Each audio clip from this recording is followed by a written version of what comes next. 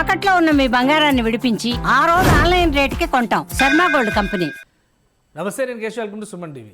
అమెరికాని Iran వణికిస్తుందా? యుద్ధతంత్రంలో ఆరితేరిపోయాం, ప్రపంచ ఆధిపత్యం మాదే అనుకుంటున్నటువంటి అమెరికాని ఇరాన్ పెద్ద ఎత్తున సవాల్ చేస్తోంది. ఇరాన్ అనుసరిస్తున్నటువంటి యుద్ధ వ్యూహం చాలా ఆసక్తికరంగా ఉంది. అసలు ఏంటి ఆ వ్యూహం తెలుసుకునేటువంటి ప్రయత్నం చేద్దాం. మనతో పాటు రిటైర్డ్ ఆర్మీ అధికారి మాజీ కల్నల్ వివి రావు గారు ఉన్నారు. వివి రావు గారు నమస్తే.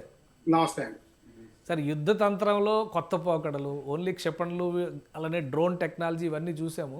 ఇప్పుడు ఇరాన్ అనుసరిస్తున్నటువంటి విధానం నిజంగానే ముచ్చెమటలు పట్టిస్తోంది అనేటువంటి సమాచారం వస్తుంది. ఎంతవరకు నిజం? అసలు ఎటువంటి యుద్ధ రీతిని అనుసరిస్తుంది? ఇది ఇప్పటి వరకు ప్రయత్నించలేదండి. ఎందుకంటే మొన్న US aircraft carrier Abraham Lincoln ఒమన్కి దక్షిణ ప్రాంతంలో ఉండగా 3-4 మిసైల్స్ ప్రయోగించినట్టు ఇరాన్ చెప్పింది.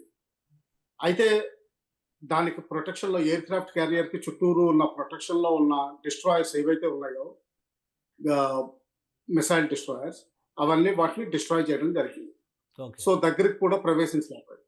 అయితే ఇటు ఆత్మాహుతి దళాలకి సంభవించిన విధంగా అంతకుముందు కూడా ఇరాన్ నేవీలో 28 సబ్మెరీన్స్ ఉండగా అందులో దాదాపు 13 మిడ్గేట్ సబ్మెరీన్లు ఉండేవి.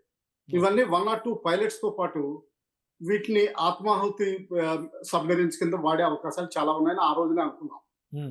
అయితే ఇప్పుడు కొత్తగా వస్తున్నది ఏంటంటే మస్కిటో ఫ్లీట్ అన్నట్టుగా చిన్న చిన్నవి డ్రోన్స్, అండర్ వాటర్ డ్రోన్స్ ఉన్నాయి, ఓవర్ వాటర్ డ్రోన్స్, ఎయిర్లో వెళ్ళే డ్రోన్స్, అందులో low altitude, short range, medium altitude, medium range, plus high endurance, low endurance, long range, high altitude, high endurance, ఇటువంటి చాలా రకాలు ఉన్నాయి.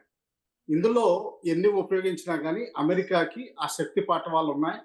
వీటినన్నిటిని ఎదుర్కొనే టెక్నాలజీ వాళ్ళ దగ్గర ఉంది. వాటికి వీలుగా డిప్లాయ్ కూడా చేస్తుంది. ఎస్, కొంతవరకు కేర్ఫుల్గా ఉండడానికి ఈ క్యారియర్ గ్రూప్ని కొంచెం పాకిస్తాన్ సైడ్, అంటే మనకి చాబహార్ పోర్ట్ ఏదైతే మనం ఇండియా ఆపరేట్ చేస్తుందో ఇరాన్లో, ఆ సైడ్కి కదిలించినట్టు రిపోర్ట్స్ వస్తుంది. కానీ అంటే చిన్న చిన్న బోట్స్ని ఉపయోగించి, జనరల్గా యుద్ధ తంత్రంలో హై స్పీడ్ బోట్స్ వాడడం అనేది చాలా తక్కువ అని చెప్పాడు. వాటిని ఉపయోగించి ఇది ఒక దోమల దండులాగా తయారు చేసి నడిపించడం అనేది, ముఖ్యంగా పర్షియన్ గల్ఫ్ చూస్తే కనుక అన్ని వైపులా నీరు ఉంటుంది, ఒకవైపు మాత్రమే ఎగ్జిట్ ఆర్ ఎంట్రీ, ఆ ఒకవైపు నుంచే దారి ఉంటుంది. సో దీనివల్లనే హోర్ముజ్ జలసంధిని దిగ్బంధం చేయడం ఇరాన్కి సాధ్యమవుతుంది అనేటువంటి కథనాలు కూడా వస్తున్నాయి. నిజంగా టెక్నికల్గా అది కరెక్టేనా? ఎగ్జాక్ట్లీ, అందులో డౌట్ ఏమీ లేదు. అది హార్మూజ్ జలసంధి 21 మైళ్ళు లేకపోతే 32-33 కిలోమీటర్లు అనుకున్నా కానీ అందులో నావిగబుల్ ఏరియా మాత్రం కేవలం 2 మైళ్ళే, అంటే దాదాపు 3.5 కిలోమీటర్స్ మాత్రమే ఉంది. సో దాన్ని బ్లాక్ చేయడానికి చాలా ఈజీ వాళ్ళకి. ప్లస్ అది డీప్ వాటర్స్ కాదు, షాలో, కొంతవరకు షాలో. అంటే ఏంటంటే షిప్స్ ని వాటిని సింక్ చేస్తే అమెరికా సౌత్ చైనా సీలో తనకున్న పాత షిప్స్ ని అక్కడ తీసుకెళ్లి వాటిని టార్గెట్స్ కింద వాడింది చాలాసార్లు. మిసైల్ ఫైరింగ్ కి టార్గెట్స్ కి సముద్రంలో వాడి వాటిని సముద్రంలో ముంచివేయడం జరిగింది. అలాగే ఇక్కడ చేయొచ్చు, మిసైల్స్ వాడక్కలేదు, మామూలుగానే వాటిని ముంచివేయచ్చు. సో హార్మూజ్ జలసంధి క్లోజ్ చేయొచ్చు, దానిలో డౌట్ ఏమీ లేదు. అంత అవసరం లేకుండానే మిసైల్స్ ఫైర్ చేసి లేకపోతే ఈవెన్ గన్ ఫైర్ లో కూడా డిస్ట్రాయ్ చేయగలిగే కెపాసిటీ ఉంది. ఎందుకంటే కమర్షియల్ ఎయిర్ క్రాఫ్ట్, అంత commercial ships, especially oil and as well as container ships, ఎంత స్ట్రెంగ్త్ ఉండవండి. మామూలుగా స్టీల్ వాడతారు, అంటే స్టీల్ గ్రేడ్ ఐరన్ వాడతారు. సో ఆ విధంగా పెనిట్రేట్ చేసి దాన్ని డ్యామేజ్ చేయగలిగే కెపాసిటీ. మీ అంచనా ప్రకారం అటాక్ స్టార్ట్ అయిన రోజు నుంచి ఇప్పటి వరకు అమెరికాకి సంబంధించిన స్థావరాలన్నిటినీ కూడా టార్గెట్ చేయగలిగింది, అనుకున్న లక్ష్యాన్ని రీచ్ అయింది. పైగా అబ్రహాం లింకన్ లాంటి పెద్ద షిప్ని కూడా డ్యామేజ్ చేయగలిగింది ఇరాన్ అని చెప్పి అంటున్నారు. సో ఇప్పుడు అమెరికాకి జరిగిన నష్టం ఏంటి? ఈ యుద్ధ తీవ్రత అమెరికా పైన ఎలాంటి ప్రభావం చూపిస్తుంది? అమెరికాకి పెద్దగా నష్టం జరగలేదండి. సగం జరిగిందల్లా వాళ్ళ ఓన్ ఎజెండా వల్ల, అంటే ఓన్ ఇష్యూస్ వల్ల. నిన్న రాత్రి 2 ట్యాంకర్లు, అంటే రీఫ్యూలింగ్ ట్యాంకర్స్ KC-135 ఒకటి కూలిపోయింది, ఒకటి డ్యామేజ్ అయింది. అంతకుముందు F-15 విమానాలు 3 కువైట్ సైడ్ నుంచి ఓన్ ఫైర్ లో డిస్ట్రాయ్ అయిపోయి, పైలట్స్ బెయిల్అవుట్ అయిపోయి వాళ్ళని రెస్క్యూ చేయాల్సిన అవసరం వచ్చింది. సో ఇంతకంటే పెద్దగా డ్యామేజ్ ఏం కనిపించట్లేదు. మిగతావి ఉంటాయండి, అవి 7 సోల్జర్స్ చనిపోవడం, తర్వాత కొంతవరకు ఏదో బహ్రెయిన్ లో ఫ్లీట్ లో డ్యామేజ్, బిల్డింగ్స్ డ్యామేజ్, తర్వాత అమెరికన్ అసెట్స్ అన్ని ఎంతో కొంత డ్యామేజ్ తీసుకున్నాయి. ఎందుకంటే ఇన్ఫ్రాస్ట్రక్చర్ ని మన కాస్ట్ అసెస్ చేయడం చాలా కష్టం. ఏదైనా సరే యుద్ధంలో ఇటువంటి నార్మల్ పెద్దగా ఎయిర్ క్రాఫ్ట్ క్యారియర్ ఏదైనా సింక్ అయితే తప్పితే గానీ, లేకపోతే ఒక డిస్ట్రాయర్ సింక్ అయితే తప్పితే గానీ, పెద్దగా సీరియస్ ఖర్చుల కింద లెక్క పెట్టుకోకూడదు. ఈ యుద్ధ సమయంలో. $1 బిలియన్ వాల్యూ చేసే రాడార్ సిస్టమ్ కూడా కొలాప్స్ అయిపోయింది. అసలు అవును. ఇరాన్ ఫైర్ చేసే అదొకటి. మిసైల్స్ ని ట్రాక్ చేసే సిస్టమ్సే లేవు ఇప్పుడు అక్కడ అంటున్నారా? అది ఎంతవరకు నిజం?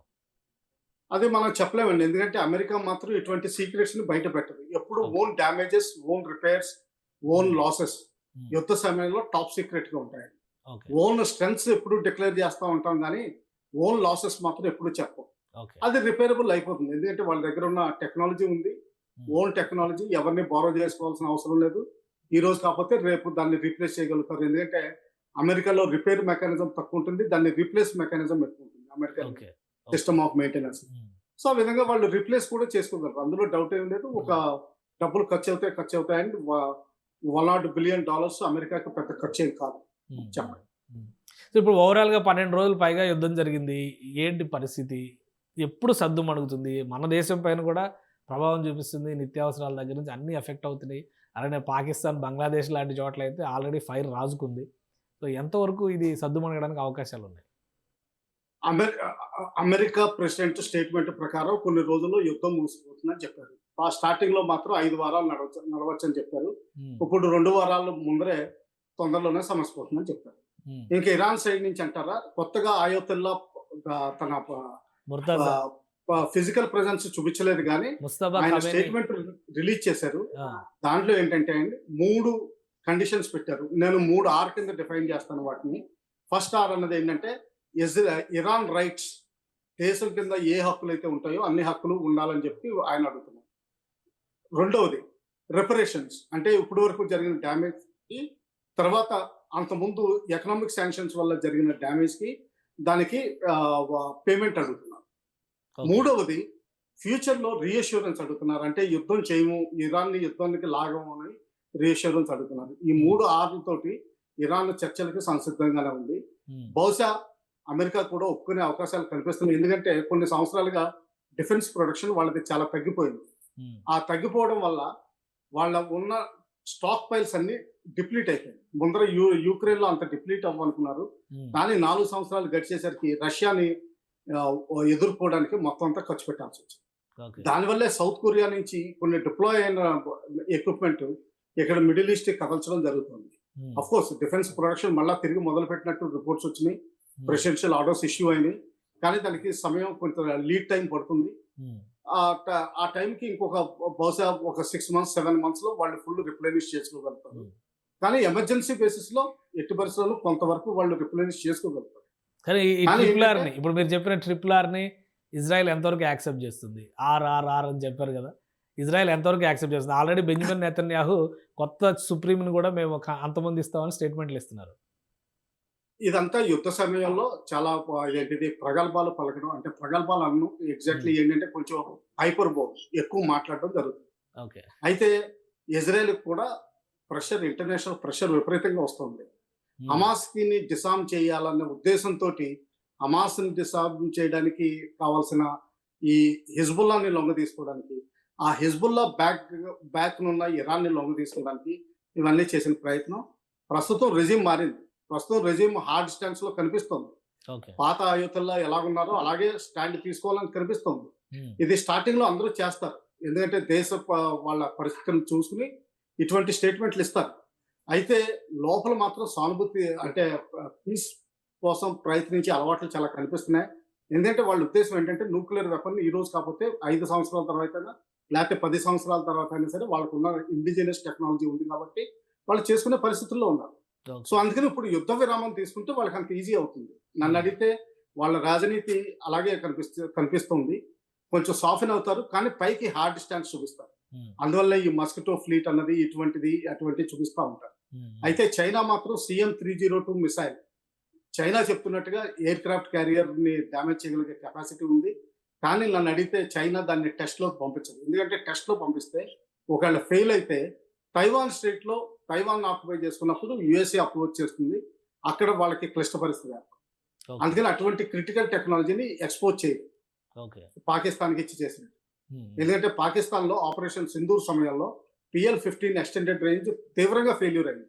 ఓకే. గడ్డ కింద మనకి ట్రాఫీ కింద దొరికింది. సో ఆ విధంగా టెస్ట్ చేయదు. నా అభిప్రాయం ఏంటంటే ఇరాను చర్చలకు దిగుతోంది. వీళ్ళు చర్చలకి మధ్యవర్తిత్వం వహించడానికి యునైటెడ్ నేషన్స్, జెనీవాలో ఖతార్ వంటి మధ్యవర్తులు, ఇంకా ఇండియా అటువంటి దేశాలను కూడా రోపింగ్ చేసే అవకాశాలు ఉన్నాయి. ప్రస్తుతానికి హమాస్ని డిసార్మ్ చేయడానికి వీలైనంత వరకు ఇరాన్ని చాలా లొంగదీశారు. సో ఇక టార్గెట్ అంతా హమాసే, ఇరాన్ కంటే కూడా హమాసే టార్గెట్ అంటారా? ఎగ్జాక్ట్లీ అది మనం అర్థం చేసుకోవాలి. సో ఇప్పుడు ఒకవేళ యుద్ధం ఆగినా కానీ లాస్ట్ 10 ఏళ్ల నుంచి ఉన్నటువంటి ఆంక్షలు, ఇప్పుడు యుద్ధం వల్ల జరిగినటువంటి నష్టం, వీటన్నిటి నుంచి బయటపడేటువంటి స్థితిలో ఇరాన్ ఉందా? మళ్ళీ దేశీయంగా మీరు న్యూక్లియర్ వెపన్ కూడా తయారు చేసే అవకాశం ఉందని చెప్పి అంటున్నారు. అంతవరకు కూడా తీసుకునేటువంటి శక్తియుక్తులు ఇరాన్లో ఉన్నాయా? ఎగ్జాక్ట్లీ ఇరాన్ ఒక మన ఇండియా లాగా పాత సివిలైజేషన్ అండి. 5,000 సంవత్సరాల చరిత్ర ఉంది. ఒకప్పుడు పర్షియా మొత్తం ప్రపంచాన్ని పరిపాలించేది. మన ఇండియా వాళ్ళు బయటకు వెళ్ళేవాళ్ళు కాదు. పర్షియా అయితే బయటకు వెళ్ళి యూరోప్, టర్కీ దగ్గర నుంచి మొత్తం మిడిల్ ఈస్ట్, నార్త్ ఆఫ్రికా అంతా పరిపాలించేవారు వాళ్ళు. మన దేశంలో కూడా కాంబోజ్ హయాల్ అని చెప్పి మహాభారతంలో కూడా మెన్షన్ వస్తుంది. Best type of forces Iran నుంచి వచ్చేవి. సో ఆ విధంగా చూస్తే ఏంటంటే వాళ్ళు రీకన్స్ట్రక్షన్ చాలా ప్రౌడ్గా త్వరలోనే చేసుకోగలుగుతారు. ప్లస్ వాళ్ళకి రిసోర్సెస్ ఉన్న ఆయిల్ విపరీతంగా ఉంది. సేల్ చేయడం ద్వారా వాళ్ళకి విపరీతమైన మనీ జనరేట్ అవుతుంది. అందుకనే రిపరేషన్స్ అడుగుతున్నారు. ఈ రిపరేషన్స్ లో భాగం కింద చర్చల్లో ఎక్కడో దొక్కిన మిడిల్ వే అగ్రిమెంట్ లో మీకు డబ్బులు ఇవ్వగానే మీరు కొత్తగా ఆయిల్ అమ్ముకోవచ్చు అని చెప్తారు. సో ఆ విధంగా వాళ్ళకి మళ్ళీ అక్కడ అగ్రిమెంట్ ఆయిల్ ట్రేడ్ అవుతుంది అంటారా? ఆయిల్ ట్రేడ్ ఇప్పుడు వరకు అమెరికా ఇంట్రెస్ట్ ఆయిల్ లో కనిపించట్లేదు. ఎందుకంటే వెనుజులా ఉంది, రష్యా కౌంటర్ చేయగలుగుతుంది. సో దానికి వాళ్ళకి ఆయిల్ అవసరం లేదు. సౌదీ అరేబియా బోల్డంతా సప్లై చేయగలదు వాళ్ళకి కావాలంటే. ఆయిల్ ప్రైసెస్ గురించి నాకు అంత అనిపించట్లేదు. బేసికలీ హమాస్ని డిస్ఆర్మ్ చేయగలిగే కెపాసిటీ ఇరాన్ ని కంట్రోల్ చేస్తేనే గానీ ఉండదు అని ఇజ్రాయెల్ గ్రహించింది. ఇజ్రాయెల్ వార్ స్టార్ట్ చేసింది, తోడుగా అమెరికాని తెచ్చుకుంది. రైట్. థ్యాంక్ యూ వివరావు గారు విశ్లేషణ అందించినందుకు. ఇది ఇరాన్ యుద్ధంలో జరుగుతున్నటువంటి పరిణామాలు, ఇరాన్ అనుసరిస్తున్నటువంటి యుద్ధ రీతులు చాలా ఆసక్తికరంగా ఉన్నాయి. అలానే జరుగుతున్నటువంటి నష్టం విషయంలో మాత్రం మీడియాలో కవర్ అవుతున్నంత స్థాయిలో ఉండకపోవచ్చు. ఇప్పుడు ఇరాన్ RRR ఫ్యాక్టర్ ద్వారా పీస్ టాక్స్ కోసం రెడీ అవుతుంది. అమెరికా, ఇజ్రాయెల్ కూడా దీనికి ఆమోదం తెలిపే అవకాశం ఉందని వివరావు గారు చెప్తున్నారు. ఇది స్పెషల్ డిస్కషన్. Keep watching.